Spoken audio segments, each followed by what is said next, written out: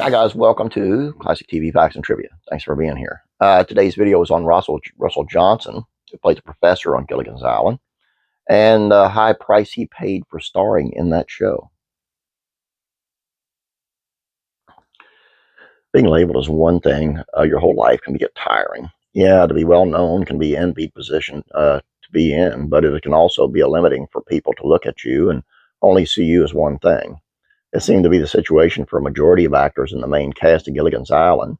Such was a double-edged sword of a popular television program. The cast enjoyed success, but they were only recognized and appreciated as their characters.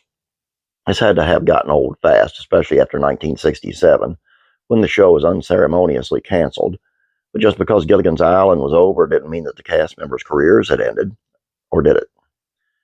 In 1993, Seattle Post-Intelligencer interviewed Russell Johnson. Doesn't quite express regret at being on Gilligan's Island, but he came pretty darn close.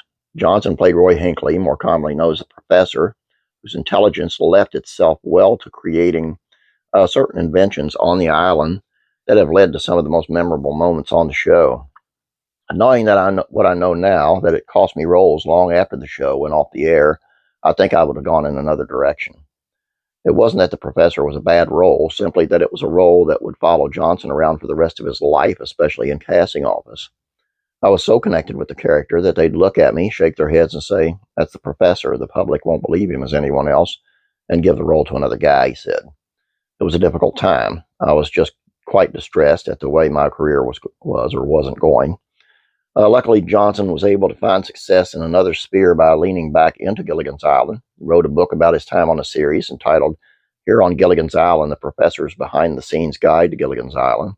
The book was a success, and luckily Johnson did eventually persevere in his acting career. I didn't want to give up my hard-earned career, so I just kept on trying, he said. It finally worked.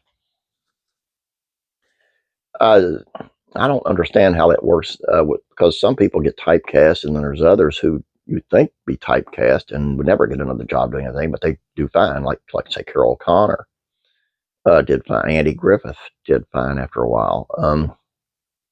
Buddy Ebsen did fine after a while, but Max Baer Jr., Donna Douglas, Irene Ryan didn't really do any, on that one, and none of the Gilligan's Island actors I think did much after this. It's just kind of a shame, really. But, I mean, there's truth in what they say. I mean, there's people who will accept them for anybody else. Anyway, that's all I got for you. Hope you guys enjoyed this. Please don't forget to subscribe. Please like this video. You guys have a great day. God bless you. And I'm praying for you.